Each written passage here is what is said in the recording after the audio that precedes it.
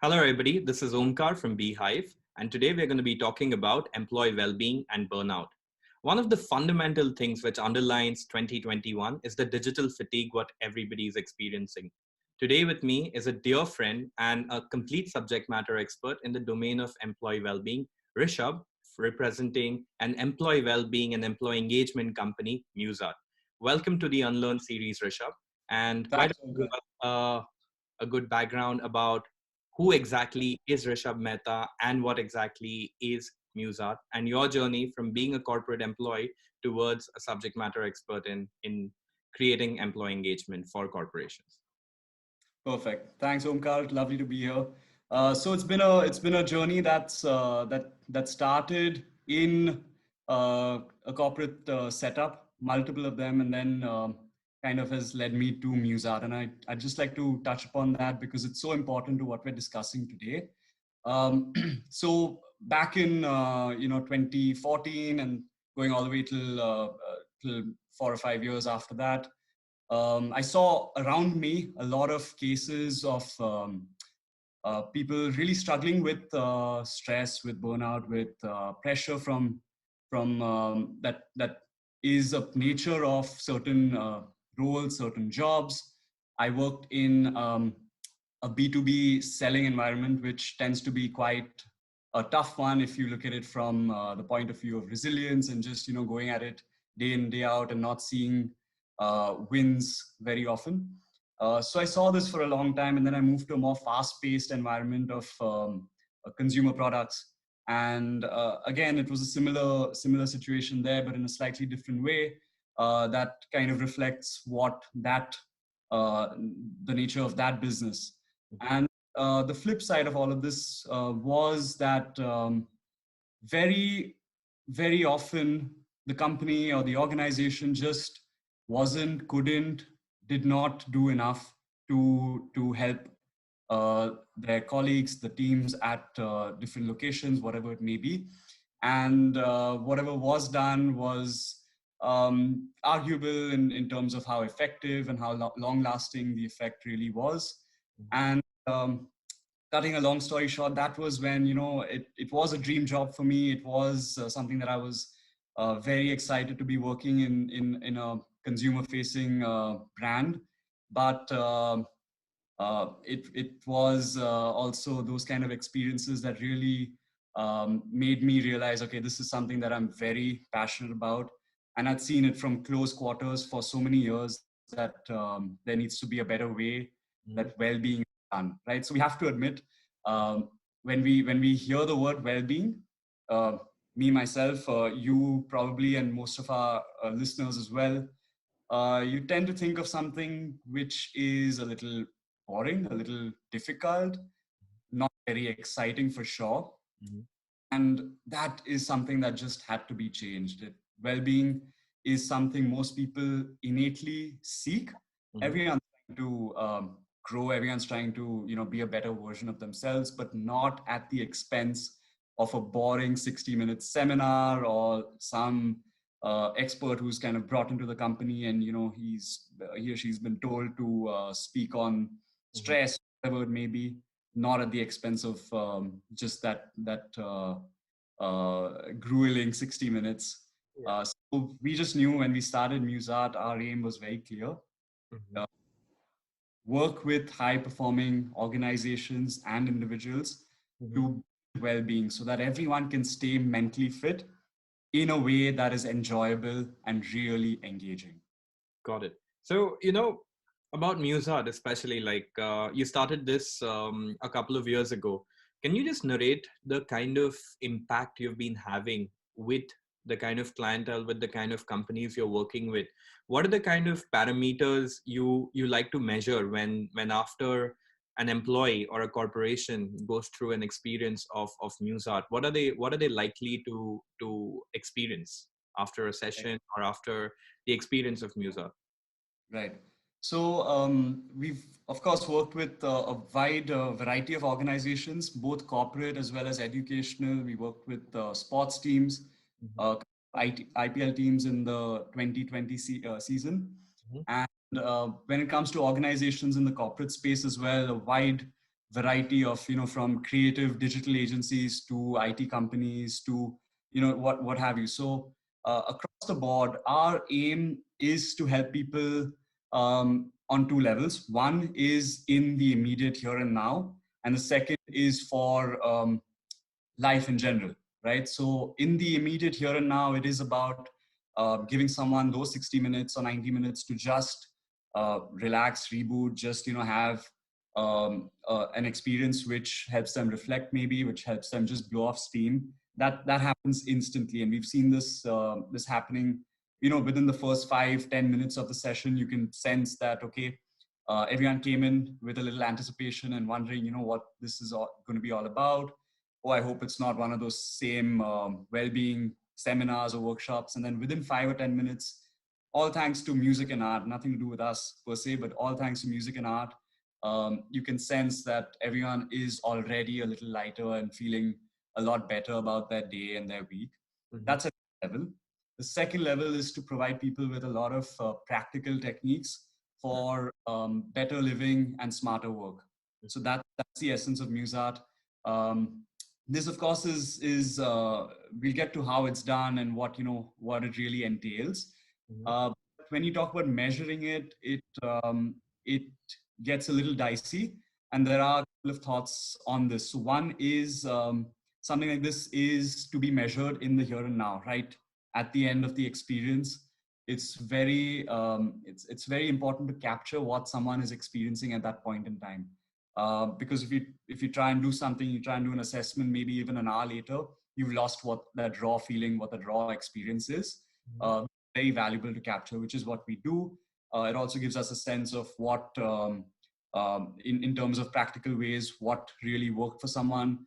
What is a practical idea that they're taking away, and they'd like to incorporate from just when the session ends, probably, or the next day at work. As well as what may not have landed for them. So it's a combination of very raw reflections. It's, of course, difficult by any means to tie this back into performance of the company, simply because there are so many factors involved. That it becomes a slightly futile exercise to try and say, okay, certain engagement was done with XYZ group, and so revenue or bottom line or whatever it may be has been impacted in a certain way. Uh, I think a lot of people do try and make this connection, but from our conversations with various HR professionals, leaders, and whatnot, we've also kind of arrived at the conclusion that it's a very difficult connection to make. But what is very important to definitely capture is how someone is really feeling, because that feeling then translates into literally the next interaction that they have after that workshop ends, and how they kind of spend the next day that week, and so on and so forth. It has a seeping through kind of effect, and that is really cool to capture. Got it. Got it. I think I actually had the privilege of attending one Muzart session. I think this was a Yeah, you couple do. of years ago, Yeah. and my immediate reflections, possibly, I was extremely kind to people around me, at least for the next Mm. few days. And there Mm. was a very conscious sense of reflection, which I had towards understanding what are my creativity, prowess, understanding where exactly is my mind going, and having total control over it, or even letting it flow in any direction. And Mm. now, as I can contextualize that into Mm. employee's shoes after experiencing Muzart, I think my ability to be more creative, my ability to be more vocal about my needs, my ability to express gratitude towards my peers, towards my colleagues, I think there's a higher sense of achievement when it comes to demonstrating all these factors. Rishabh, I really want Gotcha. to ask you, what is your understanding? And I believe that you have been researching quite a bit in positive psychology, and Mm. positive psychology is literally playing an underlying role in keeping the Mm. spirits of the people high during difficult times, right? Mm. And what would you say is the application of positive psychology when we are facing the concept of burnout? I was just reading a news article day before yesterday which says that Indians are the ones who are the most overworked and the most underpaid people in the world. So having long work hours and not getting paid enough for it, if payment is a compensation, what people are looking out for, how would you share with our listeners the role of positive psychology in reducing burnout, or actually acknowledging in the first place that an employee is experiencing burnout and then possibly reducing it? Mm. So let's take the definition of burnout first. Because a lot of times it's misunderstood with stress, it's misunderstood with just fatigue. It's something beyond both of these concepts. Burnout, when we're referring to it, it's not just okay. I'm feeling tired at the end of the day, and I'm gonna have a good night's sleep, 8 hours, and then get back to work, and I feel good. It's something that doesn't go away after you've had a good night's sleep. It's something that doesn't go away after you've had a relaxing weekend. Something that just persists. And when fatigue is occurring in more and more intense ways at more and more frequent intervals, that entire period can be termed as burnout. And of course, we're seeing this now in a very different way. Pre-lockdown, you could say, staying back at work might have been a cause for burnout. Commutes might have been a cause, and just having a lot of lengthy meetings. And now, obviously, the main cause of burnout is the amount of time that we're spending digitally, right? And it, of course, comes from a couple of uh, key areas. One is physiologically, eye strain, and the way we're sitting constantly through the day is something that just tires humans out. Pre-lockdown, we might have got up and got out for lunch, or gone over to a colleague's desk. Not happening now. Secondly, mentally and emotionally, there are a lot of interesting articles now, since we've been in the lockdown for a while, and a lot of people have started making sense of what's really happening. Being in front of a camera is something that drains us constantly through the day, when your cameras are expected to be on, simply because it's the way it's supposed to be done. If you're facing your client for so many different meetings, the camera better be on, and that itself is having a severe impact on how we're feeling. And this is something that's obviously pervasive, right? It's persisting for a long period of time. So it is fair to say that a lot of people are experiencing burnout much more. People were anyway. Numbers were really shockingly high, and it's just accentuated now thanks to the events of the last 9 or 10 months.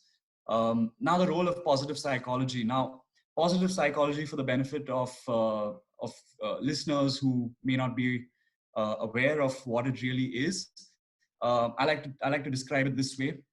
Think of a number line with numbers ranging from -1 and going into the negatives on one side, zero in the middle, and the positives on the other side.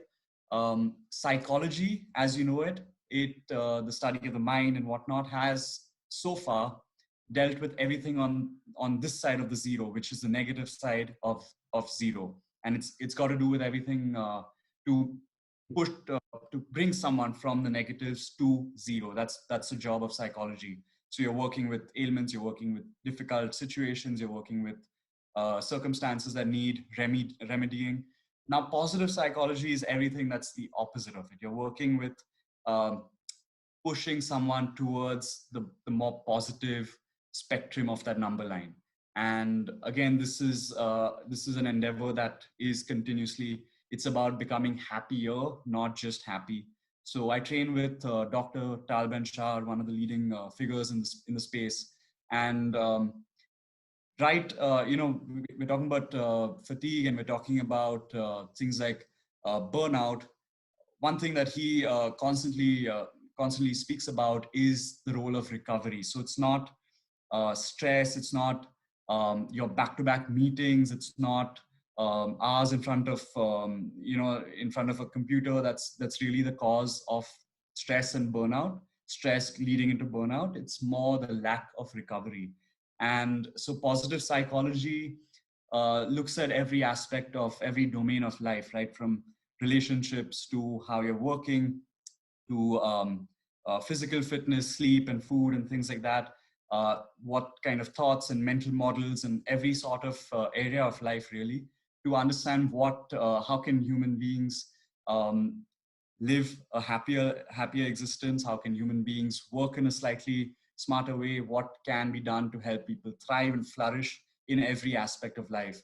And through this conversation, I'm going to pepper it intentionally with various different examples, different tidbits from positive psych to better understand, because there's so much that is applicable to organizations, and our organizations in the West are already adopting a positive psychology way of functioning. It's already happening. So there's a lot to share on that front.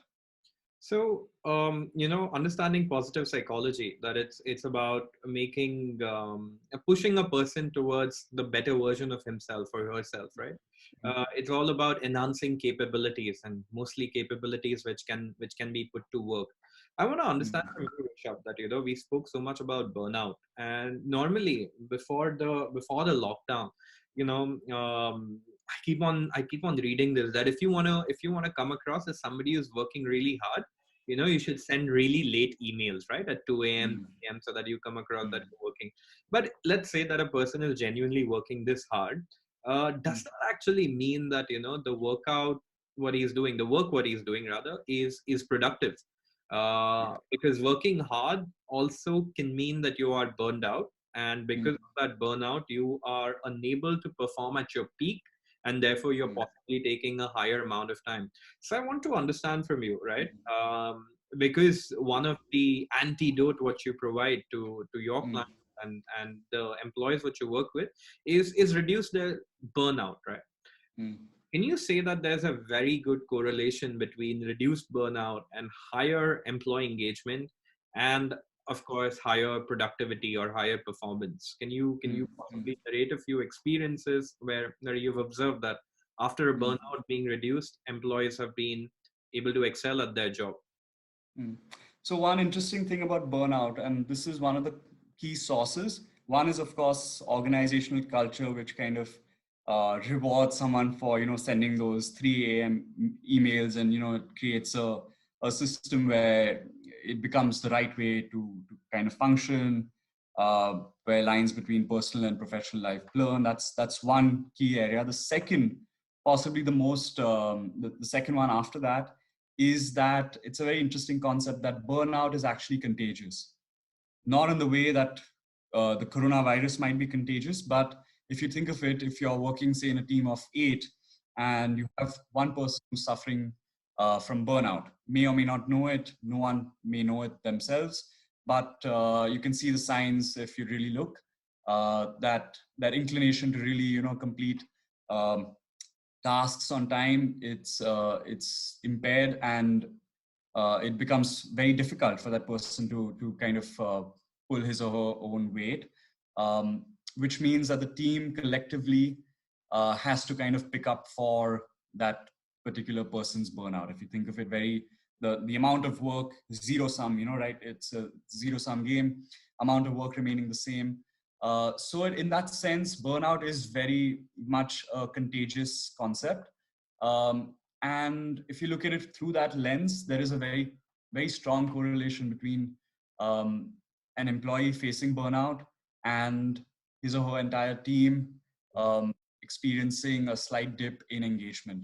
Because when you are in a situation where you're having to go beyond um, what is required, just so that the project, for example, doesn't suffer, or because a client presentation doesn't go down the drain, um, 2 or 3 days before, and it's high stress, you start experiencing burnout yourself. And when you start experiencing burnout, you kind of lose a lot of cases of this have been reported and written about. You kind of lose taste in workplace activities in general, and that can easily be termed as being disengaged, because finally you're just kind of getting by, right? You're doing enough to possibly not get hauled up by your boss. You're doing enough to just possibly not get written up to some your super boss, or things like that. You're doing enough to avoid negative consequences, but that does impact engagement at inside the workplace.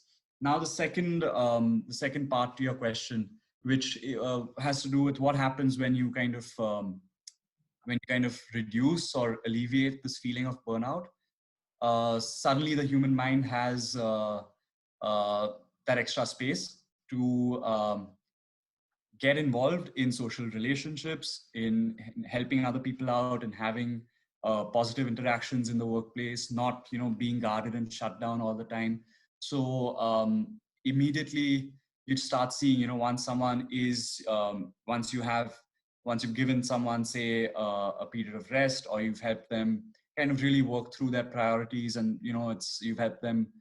We spoke about busyness as a distinct difference, by the way, between busyness and movement, right? Busy does not equal to motion. Just because you're doing 10 things doesn't mean you're getting closer to your goals. So that there are a lot of different ways to also work around burnout. If you look at the Eisenhower matrix, for example, very simple to understand, but something that most people just don't end up practicing, possibly because it's just you're like, yeah, okay, I get it, but it's very powerful to really just know what you need to focus on, and not spread yourself so thin that you're focusing on the wrong things.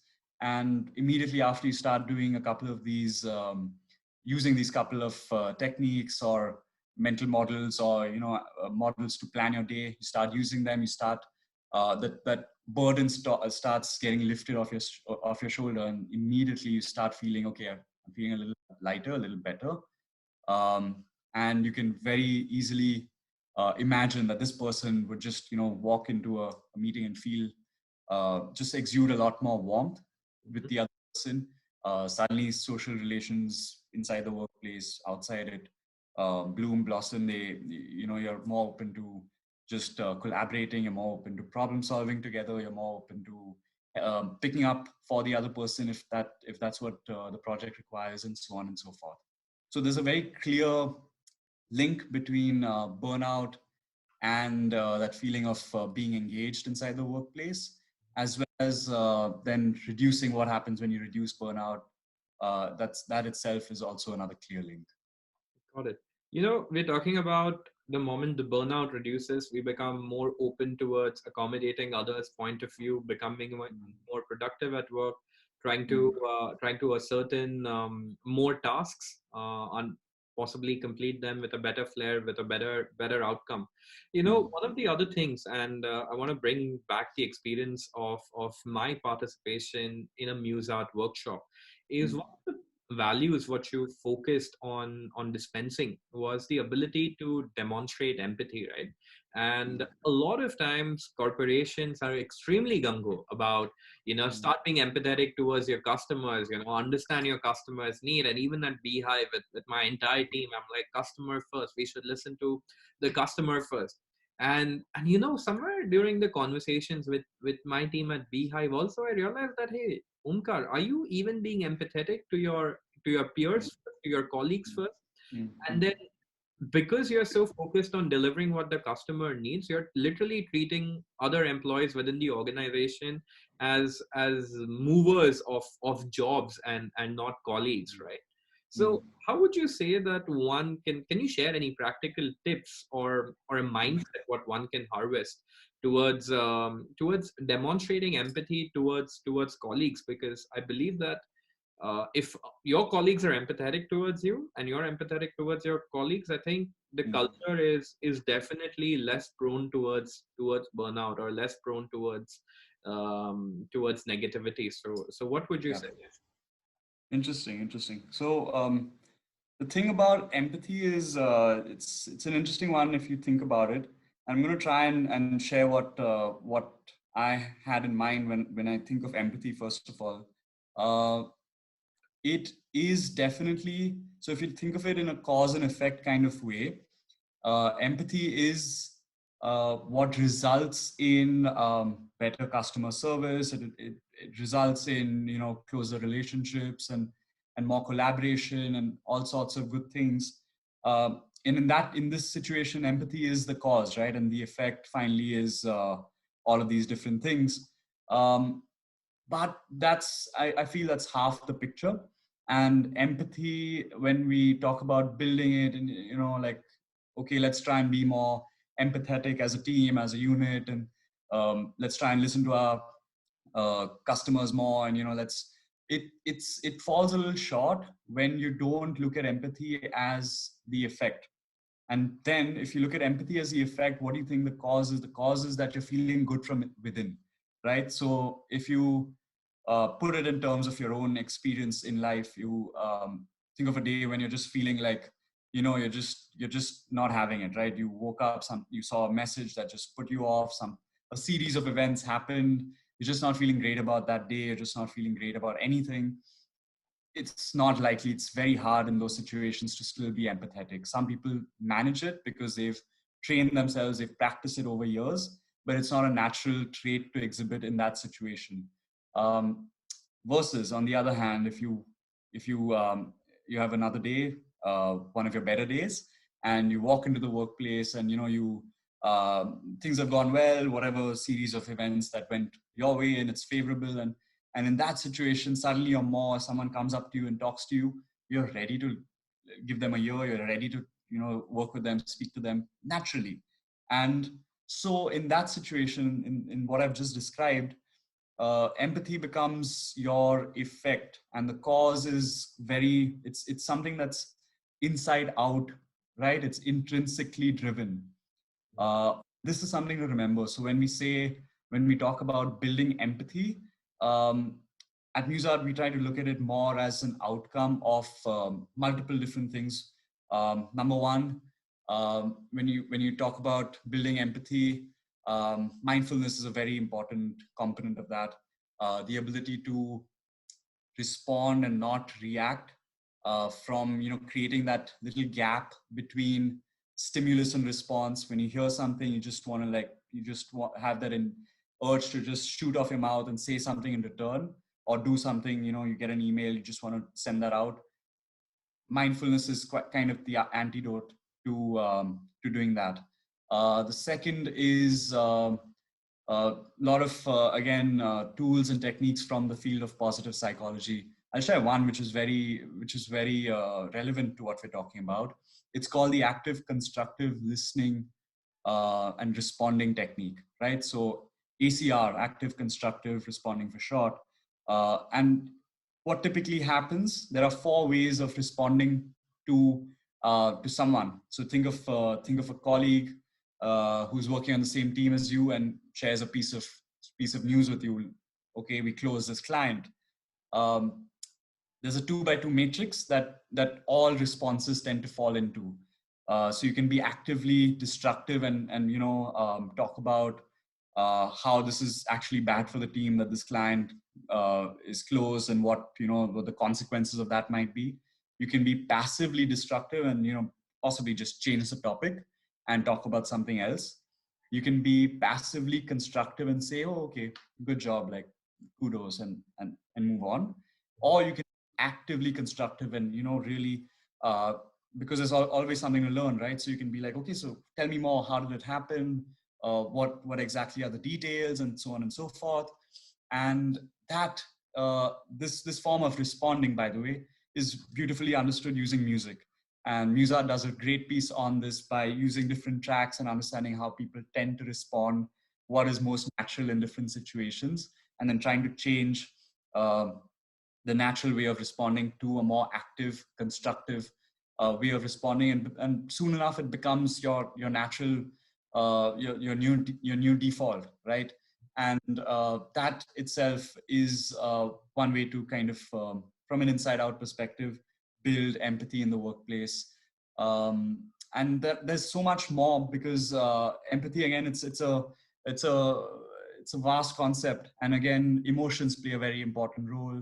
Your own emotional management, there's so much on that uh, that can be, in terms of mental models. So something happens with, say, a coworker, with a teammate, and maybe their action or their words or their whatever they've done is kind of negatively impacting you. So in that situation, again, how do you kind of work with that and say, okay, this is the situation. What are the thoughts that I'm having? Let me get really aware of what thoughts I'm having. What are the emotions that I'm feeling right now? And hence, once I've kind of understood these things, let me try and understand what the best course of action going forward is. So again, uh, tools from the space of emotional management, which again serve to build empathy. So long story short, the point is that empathy is very difficult to build by itself. Uh, it's something that is more of an effect, right? After you've kind of Yeah. you've trained yourself to be more mindful, to uh, manage your emotions in a better way, and to really learn how to have meaningful interactions. Got it. So, Beehive is trying to make sure that people cultivate this empathy. And as you rightly said, that it's more of an outcome of all the things what put together consciously and subconsciously. And empathy is possibly not a practice, I would say, to a certain extent, but more of an outcome of various practices. Now, Mm, I want to know from you. I want to know from you, what are the habits of mm, a highly productive and an engaged company and of an employee? What are the two, three things what organizations get it right when it comes to employee well-being at a macro level? And what are the kind of certain things what employees can incorporate in their daily professional life in order to make mm, sure that they're productive, they're happy, they're less burnout? What two or three things you can suggest mm, for a mm. company or for an employee? Right. So I think companies are obviously focusing. It's become more of a priority in the last 9 or 10 months. It was increasingly becoming one anyway, and the events of last year have really accentuated that need. So most forward-thinking organizations are definitely thinking of, okay, how can we help our employees stay mentally fit? So when this happens, when this conversation takes place internally, a lot of focus gets diverted towards mental health. All right. And a lot of companies are now looking at counselors, having therapists coming in, seminars by mental health experts who will possibly break down, stress and what's causing it and things like that. Um, this is great. This has a place, but it's not relevant to the large majority. Large majority of people aren't struggling with a mental health situation at this point. Mhm. What they're looking for is mental fitness. They're looking for well-being. They're looking at ways to stay on top of the mental game, ways to stay productive, ways to just live better, work smarter, those kind of things. And so companies are uh, possibly, the focus is slightly misdirected, or it's not all encompassing. It's not as holistic as it might be. Having said that, a lot of things can also be done at an individual level. So one is to um, wait for your organization to, schedule a program or plan an initiative that you're a part of. The second is um, working with yourself on certain parameters. For example, I think the top few things to really work on is focus, and that has a lot of consequences, a lot of ripple effects in the space of productivity, in the space of mindfulness, in the space of emotional management. So focus is something that a lot of people feel is beyond their control. It's something that people uh, blame on their genes. For example, oh, I was just, yeah, I'm not a focused person, I never was, And that's and so on and so. yeah. Yeah. And so it becomes something that's extrinsically controlled. And Mhm. when someone believes that, it's very hard to really change that. But the truth of the matter is, focus is very intrinsically controlled, and this we saw. We experienced this close in with cricketers, because cricket and focus is hand it's hand in glove, really, because bowlers, batsmen both require pinpoint focus in that moment, and there's lots to learn from them.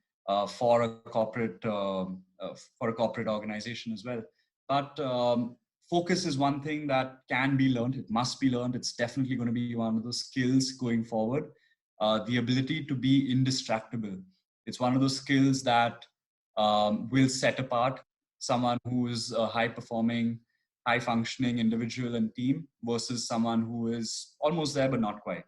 Mhm. And ways to do this, Muzart has some really cool, really engaging ways to actually build something as dry and technical as focus. Also mindfulness. There are various ways. For example, um, when you sit down to work, a Mhm. lot of times we tell ourselves, "Hey, listen, I really need to focus." This is self-talk, right? So I really need to focus. I need to get this out. There's 1 hour for this, and let's get on it. You're telling yourself, let's get on it. But we stop short of actually doing something to help us actually get into that focus mode. You take a piece of music, any piece of music, and you decide, okay, I'm gonna focus. You decide one instrument or sound to focus on. So if you're listening to a song, you say, okay, I'm gonna just focus on the trumpet or the drums or the guitar, whatever it might be. And and you play that song, right? And whenever that sound appears, whenever you hear that instrument on your sheet of paper, you just make a small line, and then you leave an appropriate amount of time, appropriate amount of space corresponding with how much time after which you heard the next sound. So basically on a sheet, you have a list of notes that just replicate the notes that you were looking out for. Very fun, very simple, 3, 4 minutes. What happens? Your mind automatically, is tuning out all that chatter. It's focusing on just that one instrument time and again. It's looking out for that. It's becoming laser sharp. It's focused on just finding that. It slips into a state of flow almost. And as you know, flow is something that translates into the next activity. So you build flow doing something right now, and the next thing, whatever it may be, you go into, you also kind of benefit from that feeling. So this is a really cool way to engage your focused mind before you actually start. It's a great investment. Look at it as an investment, not, oh, I have to spend 5 minutes doing this, because you start slow and you probably go a lot faster once you actually get into work. Um, like this, there are several small techniques. 5 minutes, between a Zoom call, what can you do to just, feel fresh? Using music, using art, a lot of ways to become a little more mindful, which has maybe not as direct a correlation with your actual performance at work as focus does, but definitely a very strong correlation nonetheless. um, so these are a few things. I would say focus is one thing that is completely within. You don't need to wait for anyone or anything to kind of happen for you to start working on building focus. And I think it's something that really will set apart an entire organization if that culture of focus is running through the organization, of paying attention for so many offshoots, right? It again limits burnout, because you're getting more done in those 8 or 9 hours or 6 hours, whatever you're choosing to work, uh, and it's not spreading into the evenings and the weekends and stuff like that. So there are so many things that go along with focus. Um, but yeah, I'm going to just stop myself here. And Yeah.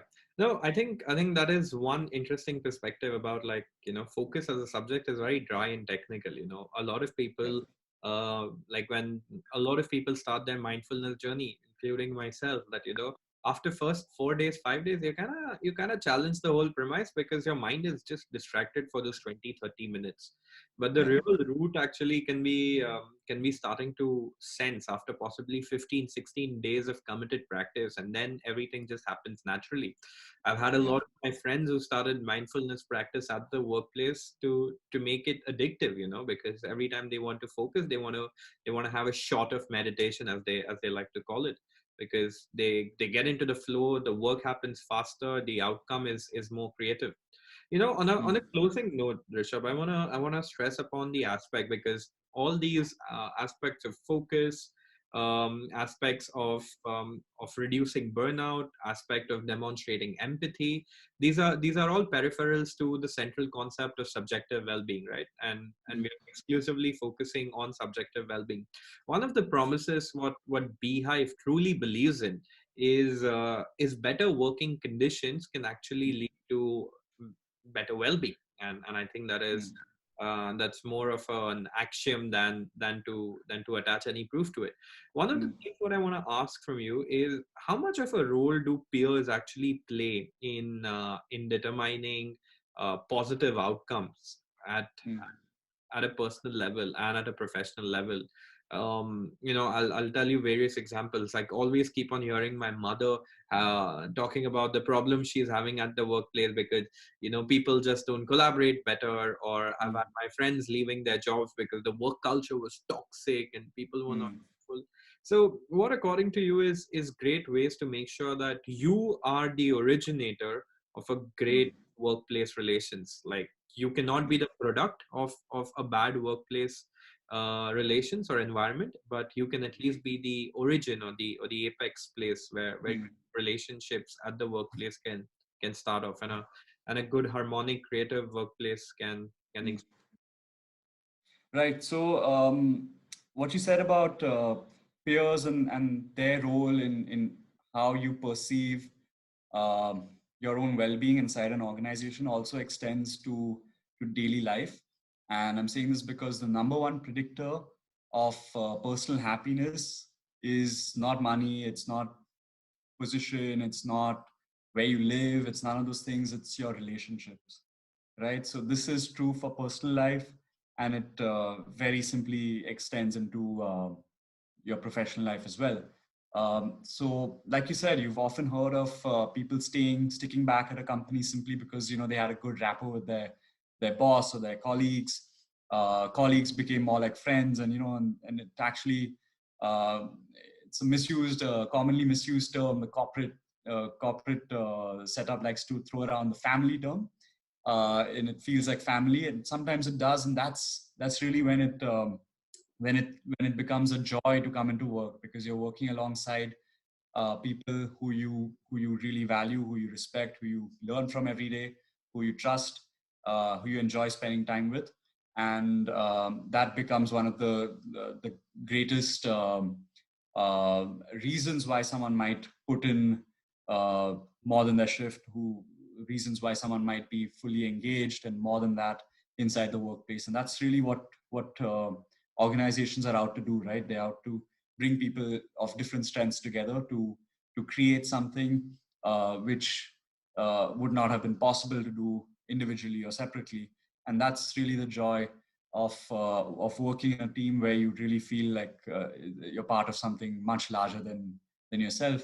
So obviously we spoke about a couple of ways to increase that sense of uh, oneness within the team through empathy, through active, constructive responding from positive psych.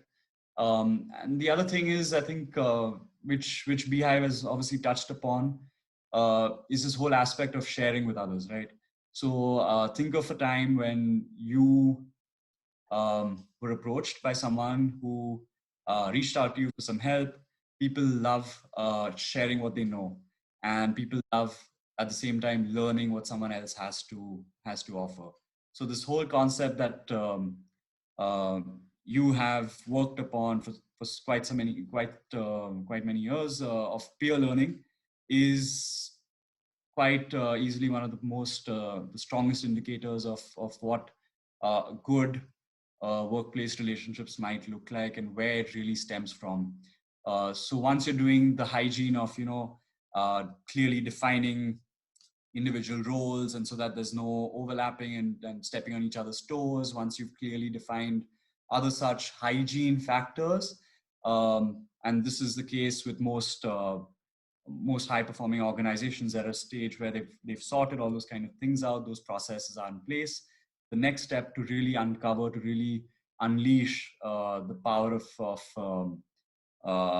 as you said, harmonic relationships between members of the team is definitely uh, what is being termed as peer learning, shared learning, and just uh, understanding things from different people's perspectives. And again, that comes back to that whole point of empathy. It's probably, would you say, question for you, would you say peer learning, what is the link between peer learning and building empathy?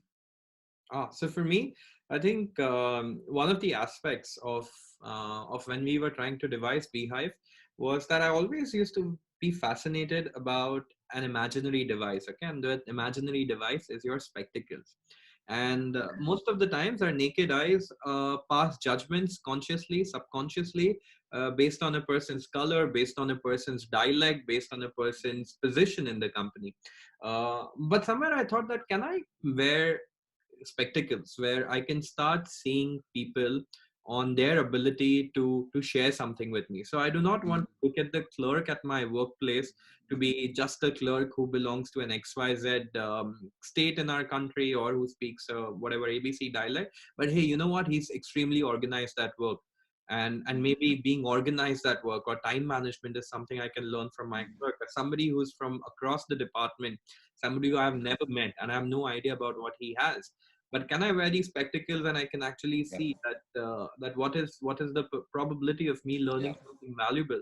And the moment there is a promise of me learning something valuable from a person, I yeah, start becoming empathetic. Firstly, I'm in admiration, and I believe yeah, yeah, admiration is a kind of a precursor towards being empathetic towards somebody. So I admire that person, and then mm, after that I'm like, hey, you know what, can I learn something from you? And I think mm, that's a great foundation of empathy. As a closing note, I really want to steer our conversation for all our listeners. Me and Rishabh started our career at the same company at the same age, in fact on the same day. I think about almost a decade ago, about yeah, 8 years ago, right? And true. I always like to go back where we were recruited as trainees in an organization, and the amount of tribal knowledge which was there, and we were literally going across departments Mm, to start gathering tribal knowledge by talking to people at plant level, at leadership level, to actually understand that what is your wisdom, how can I learn from your wisdom, can this wisdom be democratized towards a larger sector of employees. We also, if you remember, Rishabh, one of the treasures or wells of tribal knowledge was the sales consultant who had they hired, right, who was mm, working for that mm, organization for more than 35 years, right? yes, And his exclusive job was to just train people yeah, through his anecdotal incidences, right? yeah, That how did yeah, he end up closing sales, how did he ended up increasing customer satisfaction. yeah, So I think, and the kind of respect that person commanded just because he was so willing to share his knowledge.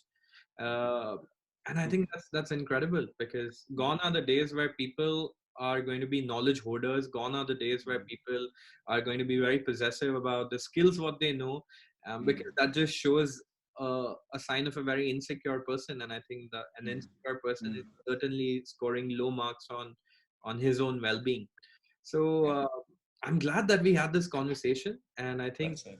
it's a perfect match about collaboration at the workplace and well-being at the workplace, because it's not both of it is a precursor to each other.